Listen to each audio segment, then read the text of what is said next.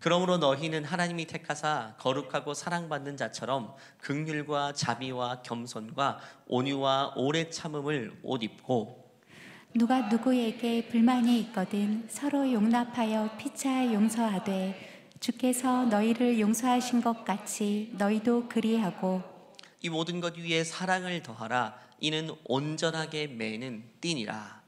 그리스도의 평강이 너희 마음을 주장하게 하라. 너희는 평강을 위하여 한 몸으로 부르심을 받았나니 너희는 또한 감사하는 자가 되라.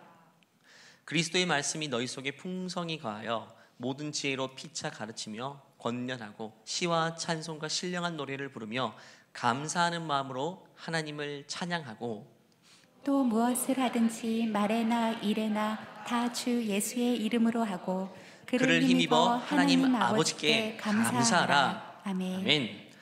지혜세의 대표적인 책인 탈무드는 가장 지혜로운 사람은 책을 가까이 하는 사람이고 가장 행복한 사람은 늘 감사하는 사람이 행복한 사람이라고 이야기했습니다. 모든 사람이 꿈꾸는 그 행복한 삶은요, 그 행복은 감사가 없이는 찾아올 수 없다는 것을 보여줍니다. 아무리 상황이 좋지 않아도 그 순간 그 현실과 그 상황을 감사할 수 있다면 행복이 그 순간에도 우리에게 찾아올 것이고, 반대로 아무리 좋은 환경에 산다 할지라도 내가 그 여건과 그 환경에 대한 불만족과 불만을 가지고 있다면, 감사할 수 없다면 결코 행복할 수는 없을 것입니다. 결국 행복과 감사는 우리의 내면과 우리의 영혼의 문제이지 여건과 환경의 문제는 아닌 것입니다. 그런데 우리는 이런 잘못된 공식에 사로잡혀 있을 수 있습니다. 내 환경이 더 나아져야만 감사할 수 있고, 내 환경이 여건이 좀 더 풀려야만 행복이 찾아올 수 있다라는 어떤 환경에 매어진 잘못된 전제를 우리는 가질 수가 있습니다. 여러분, 이런 아직 잘못된 공식 전제를 가지고 있다면 어쩌면 우리가 많은 시간이 흐른다 할지라도 우리에게 감사가 찾아올 수 없고 행복이 찾아오지 않을 수도 있는 것입니다. 그래서 우리는 어떤 여건의 변화보다는 우리의 내면, 내 마음의 상태에 대해서 하나님께 기도해야 될 것입니다. 결국 다시 말하면 감사는 우리 내면의 문제입니다. 우리 내면을 한번 돌아보는 시간 되기를 바라는 것입니다. 내면의 문제이고 영적인 문제입니다. 지금 내가 감사하지 못하고 있다면 어떤 환경과 조건을 한번 생각해 봐야 할 것이 아니라 지금 내 내면의 상태는 어떠한가, 내 마음의 상태는 어떠한가를 한번 돌아보는 것이 중요한 것입니다. 그래서 사도 바울은 핍박과 어려움 가운데 있는 골로새 성도들에게 이 골로새 3장을 쓰면서 특별히 이 부분을 강조하고 있어요. 15절부터 17절까지 보니까 같은 단어가 계속 반복돼요. 한번 읽어볼까요? 시작.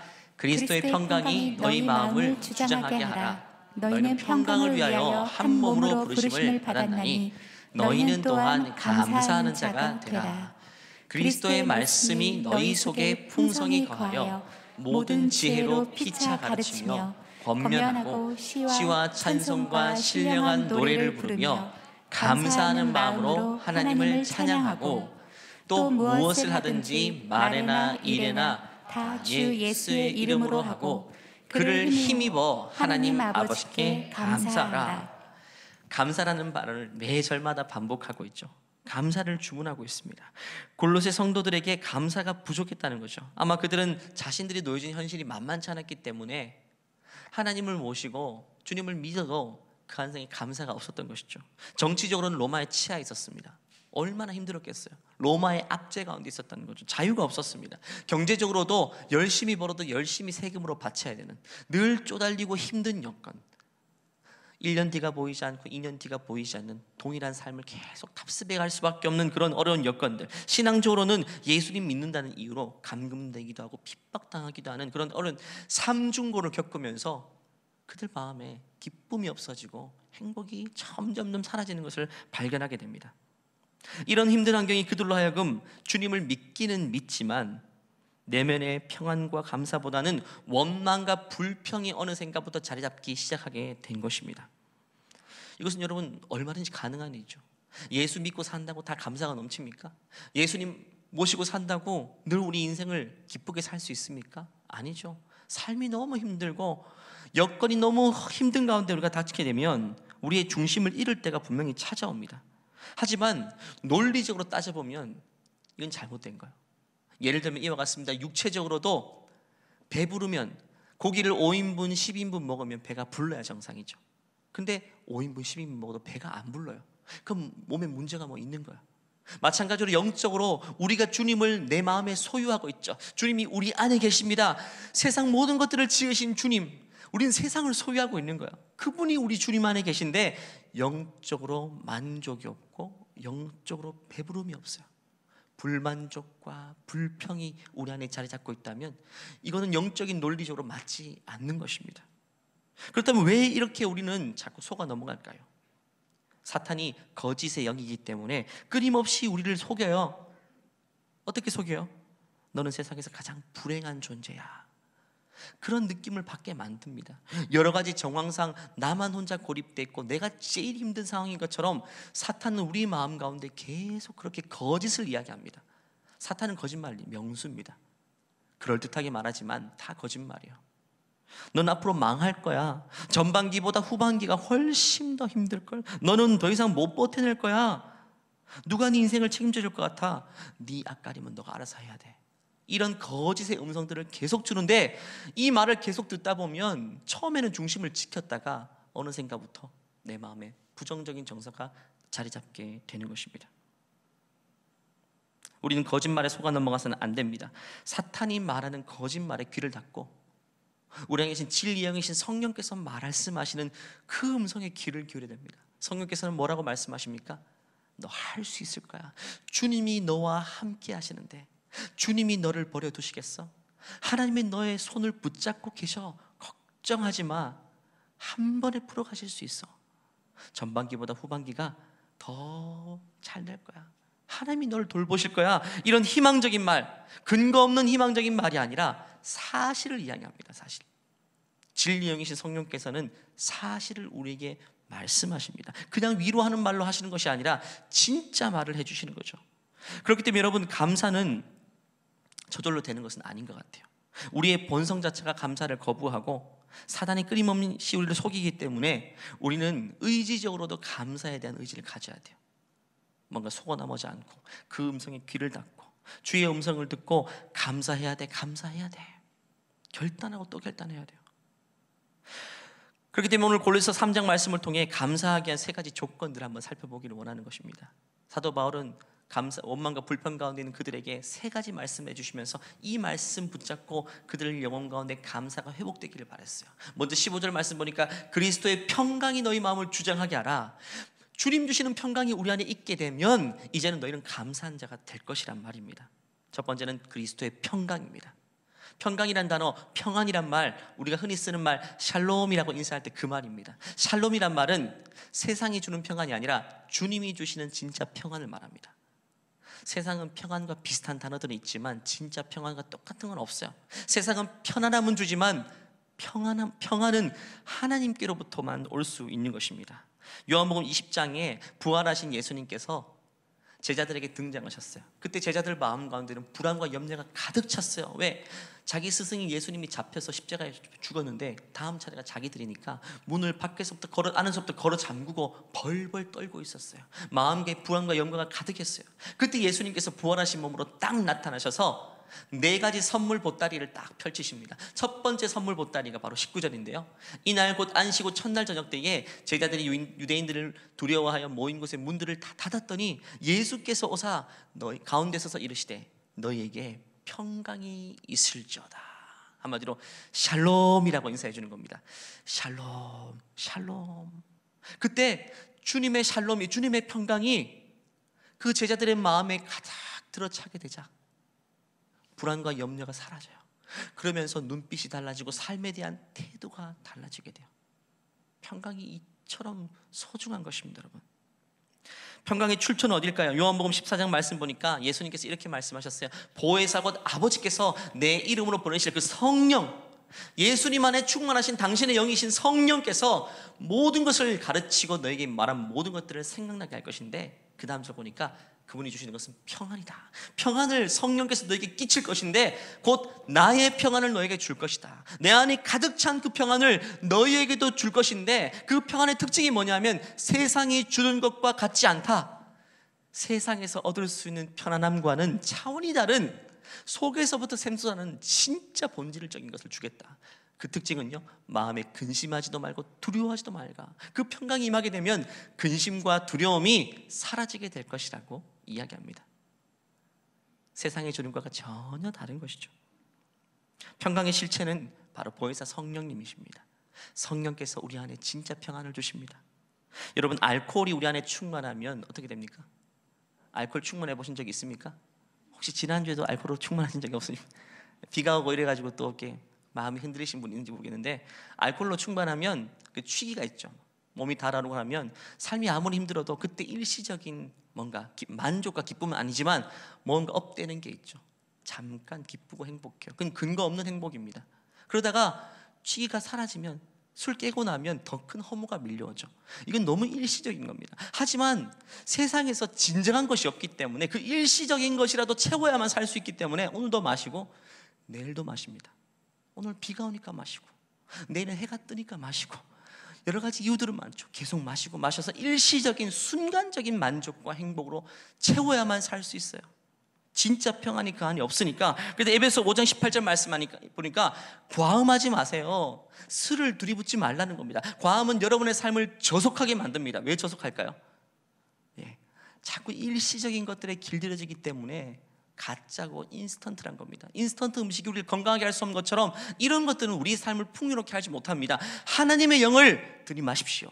알코올 붓지 말고 성령을 부어랍니다. 성령을 부으면 평강이 우리 안에 자리 잡게 된다는 것입니다. 예수님께서 성령을 통해 주시는 그 평강은 세상이 주는 것과 다릅니다. 진품과 가품이 있죠. 진품과 가품의 차이는 사용 기한에 따라 달라지는 것 같아요. 진품은 대를 물려서 부모가 자식에게도 물려주기도 하죠. 하지만 가품은 그렇게 물려가며 사용하지 못해요. 5년, 10년이죠. 가짜 평안, 가품 평안과 진품 평안은 질적으로 다릅니다. 세상이 주는 평안은요, 일시적이고 환경과 상황에 따라서 금세 있다가도 없다가도 왔다 갔다 합니다. 여건에 따라서 금세 사라지기도 하고 조금 좋은 일이 생기면 좀 내 안에 들어오기도 하고, 그런 것들이 익숙해지면 삶이 자꾸 오락가락하는 거죠. 하지만 진품 평안, 정말 출처가 성령이시고 예수님이 주신 평안은 요기간이 깁니다. 환경과 여건에 따라서 오락가락하는 것이 아니라 내 안에 뿌리 깊이 자리 잡은 평안입니다. 세상이 빼앗아갈 수 없어요. 왜냐하면 출처가 예수님으로부터 온 것이기 때문에 세상이 그것을 빼앗아갈 수가 없다는 것입니다. 오늘 부활하신 예수님을 만난 제자들은요, 그때부터 세상이 아무리 그들을 핍박하고 흔들어 놓아도 평안이 빼앗기지 않습니다. 죽는 날까지 넘치는 평안으로 그들은 예수님을 증거하며 살게 되는 거죠. 여러분에게 이 평안이 있습니까? 여러분은 진짜 평안을 맛보며 살고 있습니까? 그 평강이 우리 마음을 주장하게 되면 우리는 자연스럽게 감사하는 삶을 살 수가 있는 것입니다. 감사는 조건과 여건의 문제가 아니라 내면의 문제이고 확실한 거죠. 얼마 전에 한 분을 만나서 진지한 대화를 나눈 적이 있는데 참 부러운 이야기를 들었어요. 그분 대박나서 부러운 게 아니라 최근에 이쁜 산책길을 걸으셨대요. 커피 한 잔을 들고 걸으면서 그냥 걷는 것만 해도 너무 하나님이 내 마음을 만져주시더니 어느 순간 눈물이 터져 나왔대요. 울면서 계속 길을 걸었대요. 그 눈물의 의미는 감사였어요. 너무너무 감사하더래요. 이런 아름다운 길, 또 내가 마시는 커피, 그냥 일상 모든 것들이 다 한때는 불만이었지만 감사가 막 물밀듯이 밀려오잖아요. 그냥 눈물을 흘리면서 그 길을 걸었다고 하더라고요. 저는 그 이야기 들으니까 너무너무 부럽더라고요. 나도 그 마음이 회복되고 싶어요. 그래서 그 이야기를 듣고 제가 똑같이 재현을 했어요. 커피를 딱 샀어요. 맛있는 커피, 스타벅스 커피를 사가지고 똑같은 길을 찾아가서 처음부터 끝까지 한번 걸어보았단 말이죠. 근데 저에게도 그 상황이 재현되었을까요? 눈물이 안 나더라고요. 꼬집고 짜매도 안 내요. 안 돼. 흉내 낼 수가 없어요. 결국 이 감사는요, 진짜 내면에서부터 솟아나는 거예요. 조건과 환경을 그대로 재현한다고 되는 게 아니에요.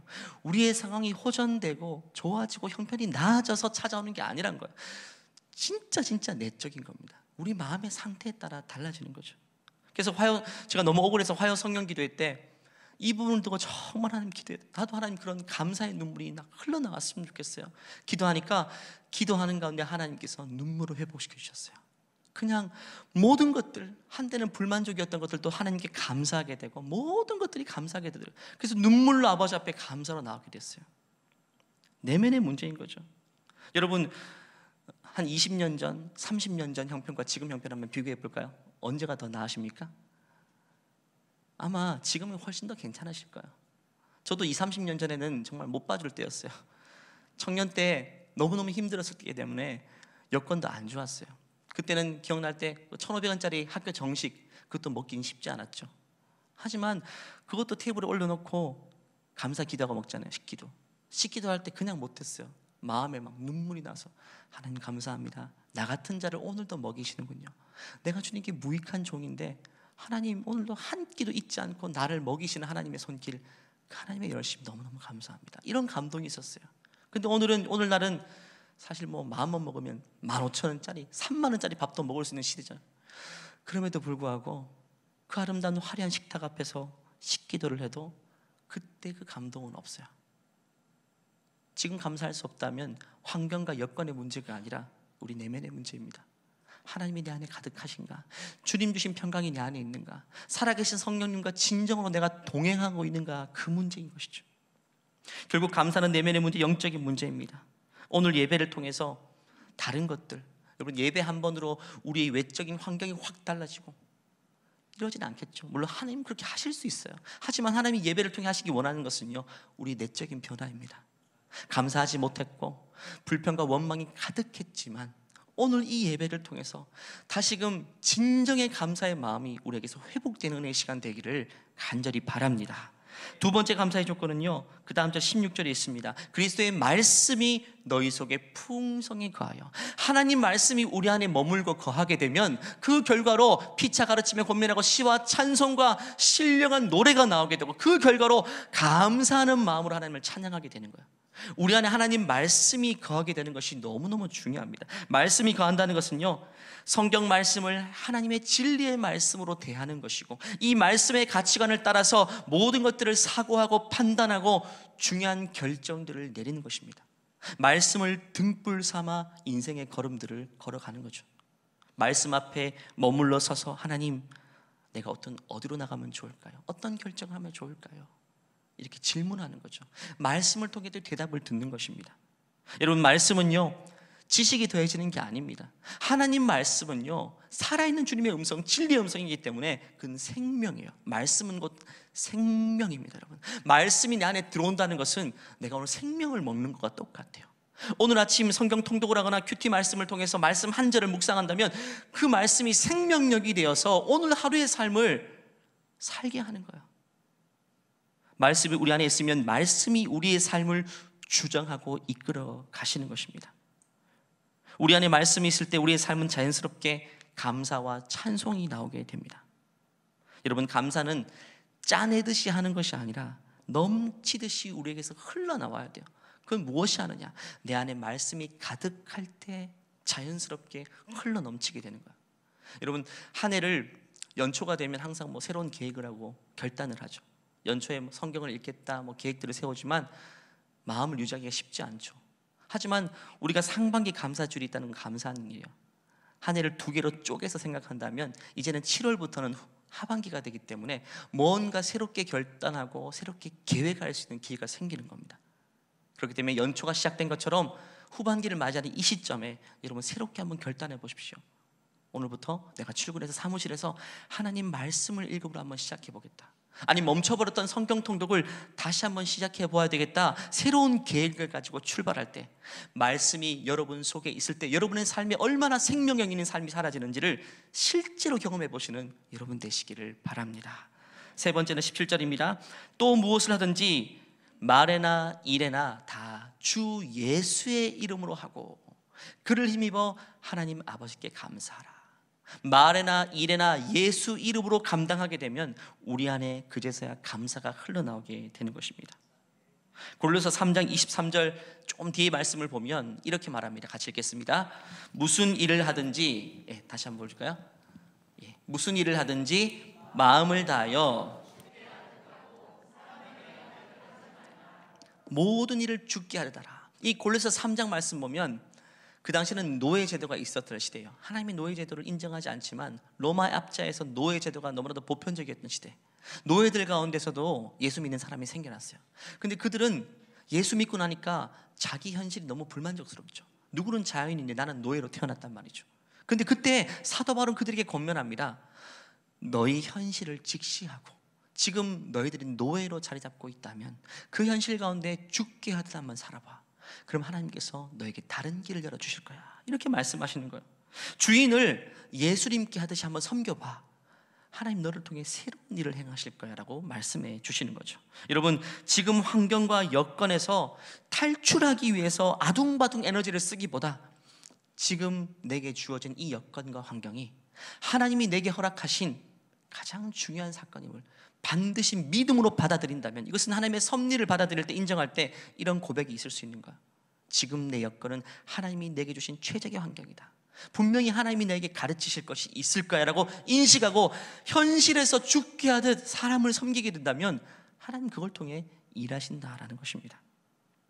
여러분, 믿음의 사람들은요, 현실을 빨리 직시하는 게 중요합니다.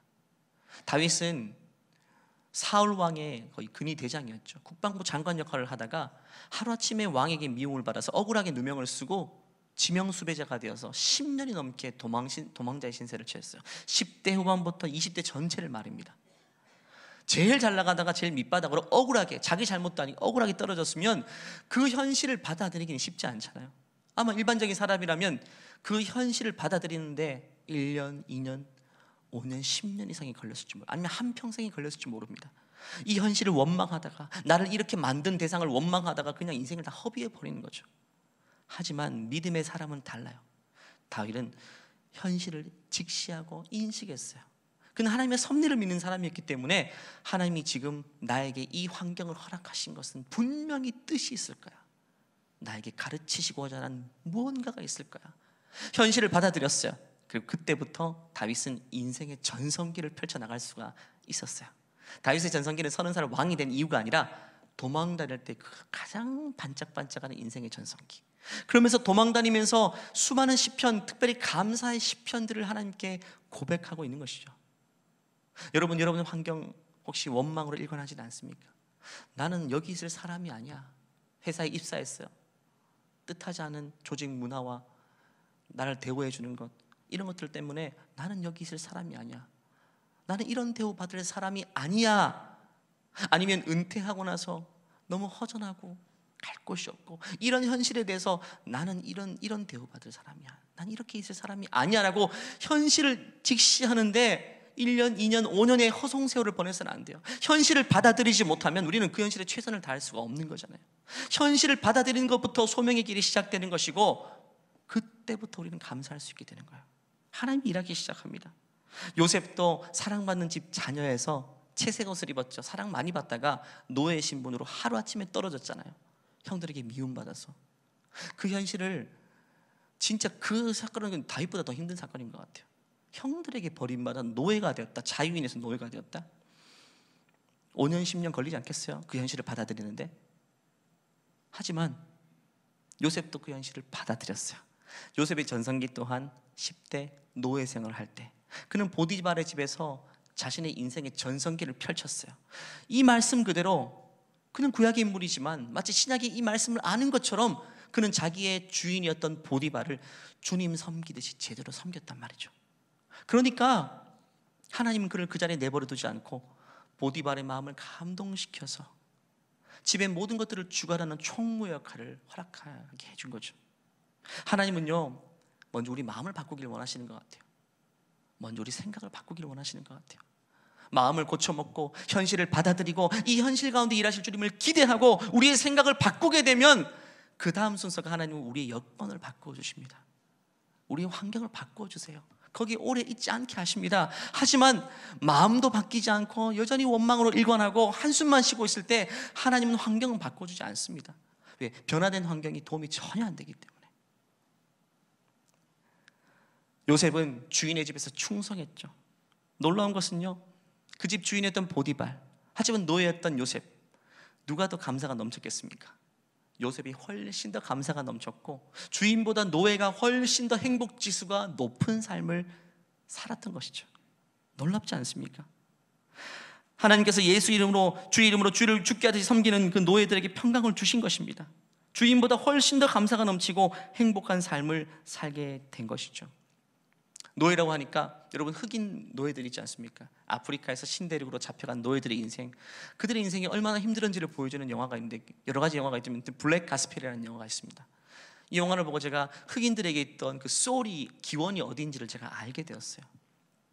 흑인들은 노래를 다 잘 부르죠. 그냥 노래 기교만 좋은 것이 아니라 영혼으로 노래 불러요. 뭔가 호흡이 다르고 중심이 달라요. 그러니까 호소력이 있는 것 같아요. 그 소울을 배우기 위해서 한국에서 노래 잘하는 R&B를 전공하는 청년들이 그 흑인, 그 뉴욕의 할렘가에 있는 흑인 교회를 찾아가가지고 성가대 지휘하는 사람에게 자기도 소울을 좀 가르쳐 달라고 배우는 영화입니다. 그 과정을 통해 사람들은 그제서야 깨닫게 돼요. 소울이 그냥 음악적인 기교가 아니라 그들 속의 내면 속에 자리 잡고 있는 보석과 같은 것이라는 걸요. 여러분, 흑인들은 아프리카에서 자유의 몸이었지만 어느 순간 포박되어 잡혀서 신대륙으로 배 타고 건너오더니 신분이 노예로 바뀌어버리고 이제는 노예 낙인 찍히고 가격이 매겨진 채 시장에 팔리게 돼요. 엄마가 아기를 낳았어요. 자녀가 커가는데 이제는 그 자녀가 자기 소유가 못 돼요. 노예라는 낙인에 찍힌 채, 우리 자녀의 등에 노예라는 낙인에 찍히고 가격과 등급이 매겨진 채 다른 집들로 팔려가는 모습을 보는 부모의 마음은 무너지죠. 평생 못 보는 겁니다. 그런 한 맺힌 고통의 연속을 경험하다가 그들 흑인들 속에 쌓여진 것이 뭐냐 하면 그게 바로 소울인 겁니다. 일종의 우리 민족에게 있던 한의 정서와 똑같은 것 같아요. 그래서 그 영화를 보면 처음에는 막 흑인 노래들 흉내내다가 그 지휘자한테 엄청 혼납니다.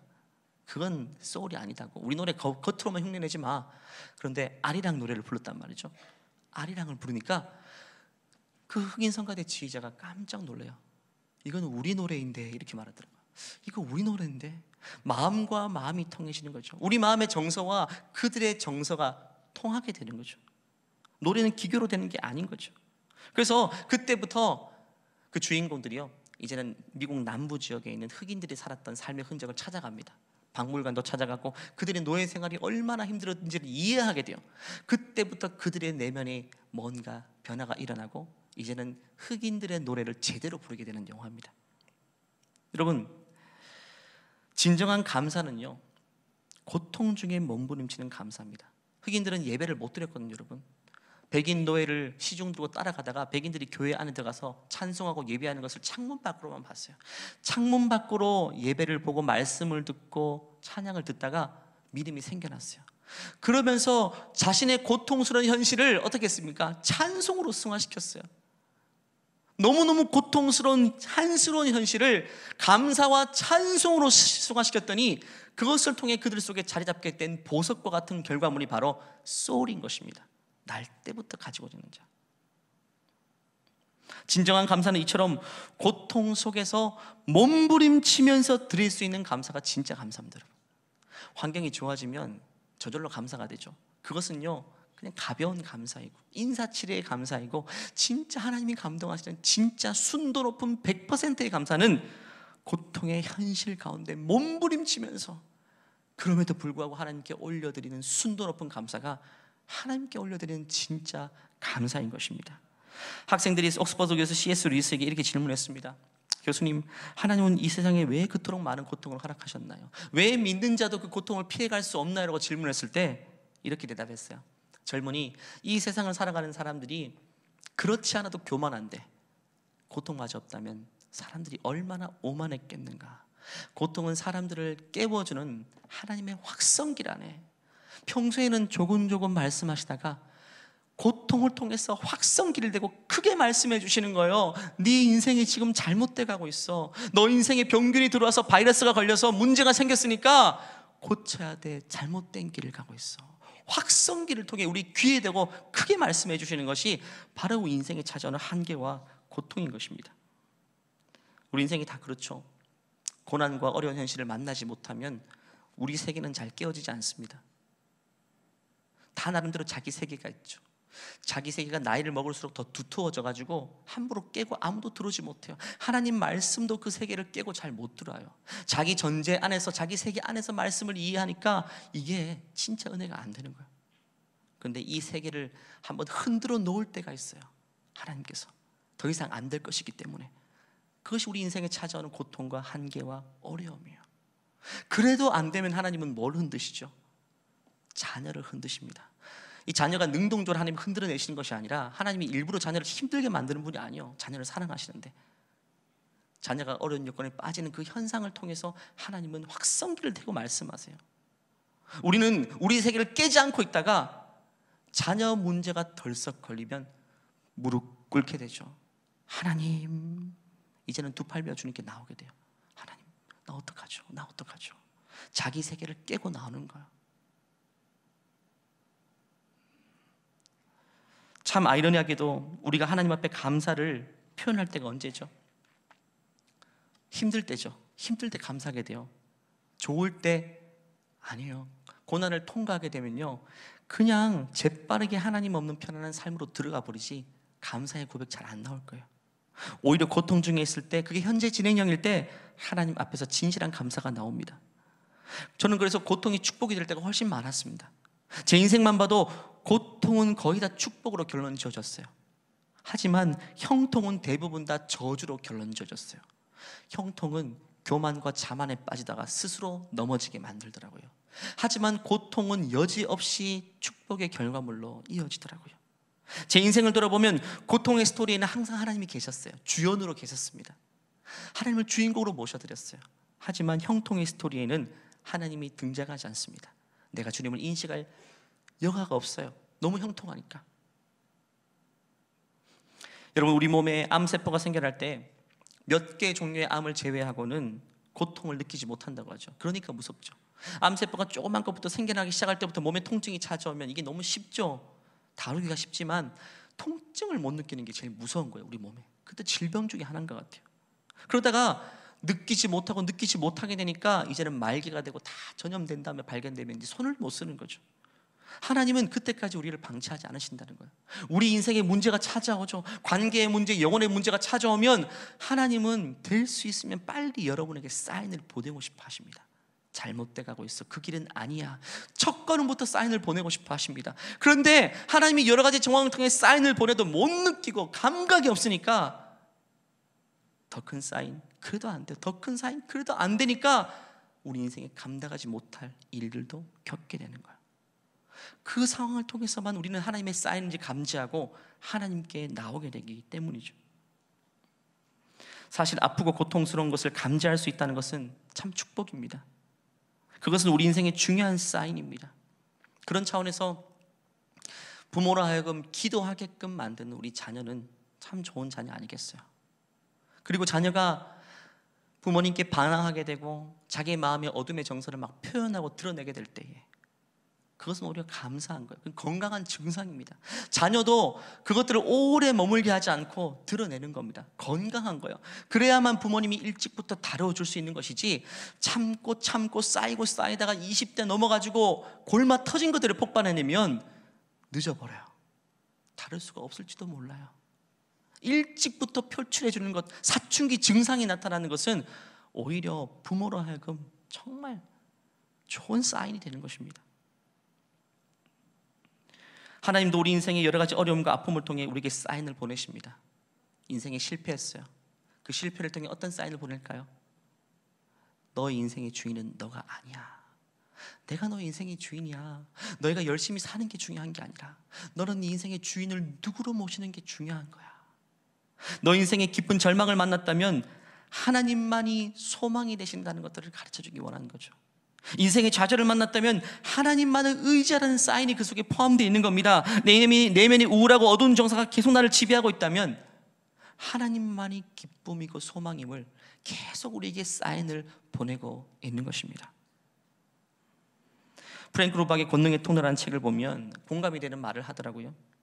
우리가 마지막 날 하나님을 대면할 때 이 세상에서 우리에게 즐거움을 주었던 케이크나 아이스크림 때문이 아니라 한마디로 형통했던 그런 것들 말고 고통과 아픔 중에 찾아온 영적 성장으로 인해서 하나님을 찬양하게 될 것이라고 믿는다. 왜? 그 고통과 아픔이 결국에는 이 자리까지 오게 만들었으니까. 그 고난과 아픔이 생략된 제 인생을 살았다면 나는 지금 이 고백을 하지 못하는 다른 곳에 가 있을 것이기 때문에 우리 인생에 문제가 찾아오고 한계에 부딪힌다면 그것은 우리에게 주시는 반드시 좋은 사인입니다. 고통과 문제는 하나님의 부재를 상징하는 것이 아니라 하나님의 더 큰 임재를 상징하는 것일 수도 있다는 사실을 우리는 기억해야 되는 것입니다. 이처럼 우리에게 한계가 있고 우리에게 고통이 찾아오고 어려움이 찾아오는 모든 환경들을 통해 하나님은 당신께 돌아오게 하시고 자신의 존재를 나타나게 하시는 거죠. 하박국 선지자가 구약의 성경에 이렇게 고백하죠. 우리는 이 사실을 고백할 수 있을지는 잘 모르겠어요. 비록 무화과 나무가 무성하지 못하고 포도나무에 열매가 없으며 감람나무에 소출이 없으며 밭에 먹을 것이 없으며 우리의 양이 없으며 외양간에 소가 없을지라도 한 해 농사 다 망해버린 거예요, 여러분. 그런데 나는 여러 말미암아 즐거워하며 나의 구원의 하나님으로 인해 기뻐 감사하고 있어요. 사업을 하는 사람 입장에서 한 해 열심히 일했지만 직원들 월급 줄 돈도 없고 마이너스란 말이죠. 적자란 말이죠. 어떻게 이 상황 속에서 감사가 나올 수 있을까요? 근데 하박국 선지자는 왜 감사가 가능했을까요? 한 해 농사 완전 망쳤는데 하나님이 이 절망적인 환경 속에서 엄청난 메시지를 주셨기 때문에 나는 열심히 일하고 땀을 흘리면 그 결과물을 내가 먹는 줄 알았어요. 그런데 그게 아니었던 거예요. 나는 열심히 농사에 씨 뿌리고 땀 흘려 일했지만 소출이 없는 거예요. 그걸 통해 뭘 깨닫습니까? 하나님이 열매 맺는 분이구나. 하나님의 주관이구나. 내 열심의 결과물이 아니라 하나님의 열심의 결과물이구나. 내가 열심히 살아서 오늘 밥 한 끼 내가 먹는 게 아니라 쌀 한 톨이 내 입에 들어오는 것이 아니라 이것은 내 열심이 아니라 하나님의 열심, 나를 향한 하나님의 열심의 결과물이구나. 하나님이 허락하지 않으면 나는 아무것도 할 수 없구나. 내가 아무리 열심히 일해도, 내가 아무리 분발해도 하나님이 열지 않으면 열릴 것이 없구나. 그 엄청난 사실을 깨닫게 해주시는 거죠. 이 정도 교훈을 받는다면 한 해 농사 마치는 것 절대 손해가 아니에요. 절대 손해가 아닙니다. 지난 전반기 여러분 어려움들 많이 겪으셨죠. 그것이 손해로 끝나지 않기 위해서는 그 어려운 현실을 통해 하나님이 주시는 메시지와 교훈을, 더 큰 메시지를 받아야 돼요. 얼마만큼의 손실이 있을지는 모르겠지만 그 손실과 비교되지 않은 그 영적인 혜택과 유익과 교훈을 우리는 받을 수가 있어야 되는 것입니다. 성경의 시편 말씀 보면 감사라는 단어가 셀 수 없이 많이 등장하죠. 시편 50편 말씀 보니까 감사의 제사를 드리는 사람이 나를 높이고, 하나님이 제일 좋아하는, 제일 기뻐하시는 것이 감사의 제사예요. 길을 예비하는 자이니 내가 그들에게 하나님의 구원을 보여주실 거다. 길을 보여주시겠다. 감사로 나가는 자에게 하나님이 길을 보여주시겠다. 어떤 길? 가장 좋은 길, 구원의 길을 보여주시겠다. 시편 100편 4절에 이렇게 말합니다. 같이 읽겠습니다. 감사함으로 그의 문에 들어가며 찬송함으로 그의 궁전에 들어가서 그에게 감사하며 그의 이름을 송축할지어다. 문을 어떻게 들어간다고요? 그 문을 여는 키가 뭐라고요? 감사함의 키로 그 문에 들어갈 수 있어요. 감사가 그렇게 중요한 거야. 하나님이 계신 곳을 들어갈 때 그 문을 열 수 있는 열쇠가 감사라는 겁니다. 감사라는 키를 통해 하나님께로 나가는 문이 열리게 됩니다. 하나님은 성도의 감사를 너무너무 기뻐 받으시고 성도의 감사를 통해 열리지 않는 문이 없게 하시는 겁니다.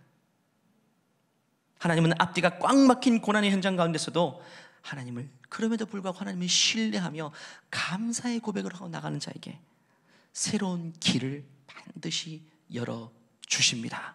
오늘 예배를 통해서 이 해답을 발견하시고 과거가 어땠든 간에 그럼에도 불구하고 하나님께 전심의 감사를 올려드릴 때에 우리에게 닫혀있던 문들이 열리게 되는 은혜가 있을 줄 믿습니다. 말씀을 마무리합니다. 부푼 꿈을 안고 시작했던 한 해 절반이 엄청나게 빠른 속도로 흘러가 버렸어요. 코로나가 끝나고 마스크를 벗는 시점에서 우리는 희망찬 미래를 한때는 기대했었습니다. 하지만 코로나의 터널이 끝나기도 전에 출구가 보이는가 싶더니 또 뜻하지 않은 경기 침체와 불황이라는 예상치 못한 또 다른 터널에 들어가게 되었어요. 여러분, 이것이 우리 인생 아니겠습니까? 우리는 인생을 끝날 때까지 계속해서 빛과 어둠을 교차하며 반복적으로 지날 것입니다. 터널과 출구, 터널과 출구를 반복한 채 인생을 살게 되는 거죠. 그렇기 때문에 우리는 이 어려운 시기가 끝날 때까지 우리의 감사를 미루어 두어서는 안 됩니다. 하나님, 다 통과하면 감사드릴게요. 이 문제 해결하면 진짜 감사드릴 수 있을 것 같아요. 이런 거 말고요. 지금 고난의 터널의 한가운데 있을 때에도 주님이 우리를 함께 하시고 우리와 동행하시기에 그럼에도 불구하고의 감사를 올려드릴 수 있는 저와 여러분 되시기를 바랍니다. 왜 우리가 그럼에도 불구하고 감사드려야 될까요? 하나님이 그럼에도 불구하고 우리에게 한결같은 은혜를 베푸시기 때문에, 그걸 받을 자격도 없고 아버지 앞에 신실하지 못한 우리의 모습이지만, 그럼에도 불구하고 하나님은 한순간도 멈추지 않으시고 우리에게 한결같은 은혜로 함께 하셨어요. 마찬가지로 감사할 조건이 없지만 그럼에도 불구하고 우리도 주님 앞에 한결같은 감사로 나아가는 저와 여러분 되시기를 축원합니다. 기도하겠습니다. 이 시간 기도할 때 지난 우리 전반기의 삶을 한번 돌아볼까요? 형통할 때도 있었지만 뜻하지 않게 힘들고 어려운 가운데, 어두운 터널의 깊은 가운데에, 고난 현장 가운데 있을 때도 있었을 것입니다. 나를 괴롭히고 힘들게 하던 사람들이 여전히 그 자세를, 그 태도를 멈추지 않고 있으며, 나를 힘들게 한 여건이 오히려 더 깊어져서 헤어날 구멍도 보이지 않는 더 깊은 암흑 속에 있는 분도 있을 것입니다. 하지만 오늘 이 예배가 중요한 분기점이 되기를 원합니다. 하나님은 마음을 바꾸는 자에게, 그럼에도 불구하고 감사를 고백하는 자에게 하나님은 새로운 문을 열어주시겠다고 말씀하셨습니다. 이 시간 기도할 때 하나님 감사합니다. 그럼에도 불구하고 감사합니다. 자녀가 좀 말썽부렸지만 그럼에도 불구하고 자녀의 건강까지 지켜주셔서 감사합니다. 관계가 힘들지만 그럼에도 불구하고 내가 포기하지 않게 하시는 거 감사합니다. 하나님 여러 가지 힘든 현실이었지만 그럼에도 불구하고 여기까지 오게 하신 하나님의 은혜 감사합니다. 이 시간 감사의 고백으로 주님께 나아가시겠습니다. 기도합니다.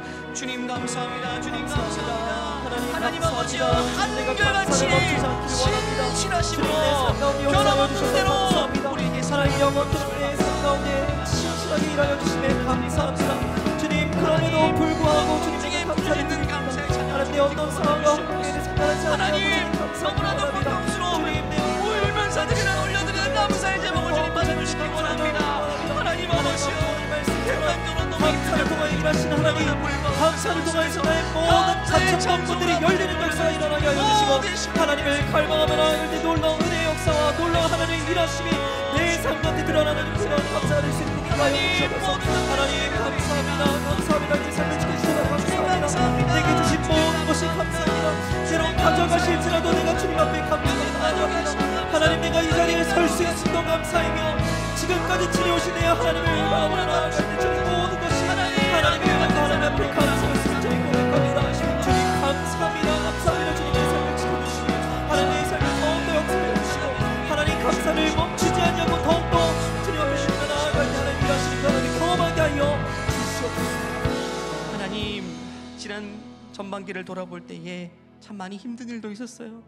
그런 일들 때문에 하나님 우리가 너무 힘들었고 어려웠어요. 어둠의 정서가 때로는 가득할 때가 있었어요. 하지만 오늘 예배를 통해서 우리에게 내면의 빛을 비추어 주시옵소서. 내면의 반전의 변화가 찾아올 수 있도록 도와주시옵소서. 고통 중에 부르짖는 가운데 감사의 순도 높은 감사의 고백으로 주님께 나아갈 수 있도록 우리 모두를 주장하여 주시옵소서. 이 시간 감사로 나가는 모든 자들에게 하나님 닫혀있는 문들을 열어주실 줄 믿습니다. 열린 문을 허락하여 주시옵소서. 하늘길을 열어주시옵소서. 사방에 우겨 쌈당하는 막힌 길일지라도 하늘길을 열어주셔서 하나님 살 길을 허락하여 주시기 원합니다. 하나님 은혜를 베풀어 주시옵소서. 역사하여 주시옵소서. 하나님 우리 마음을 주장하셔서 우리 내면의 빛을 비추어 주시옵소서. 주님께 감사하며 거룩하신 예수님의 이름으로 기도하옵나이다. 아멘. 우리를 향해 한결같은 은혜, 변함없는 은혜로 우리 함께 하시는 주님께 큰 영광의 박수 올려드립니다. 감사합니다. 신실하신 주님 감사합니다. 우리 다 같이 일어서서 이 찬송의 고백으로 예배를 마치겠습니다. 오늘 숨을 쉬는 것 감사, 나를 구원하신 것 감사, 내 뜻대로 안 돼도 주가 인도하신 것 모든 것 감사, 내게 주신 모든 것 감사, 때론 가져가심도 감사, 내게 고난 주셔서 주 뜻 알게 하신 것 모든 것 감사, 주님 감사해요. 주님 감사해요.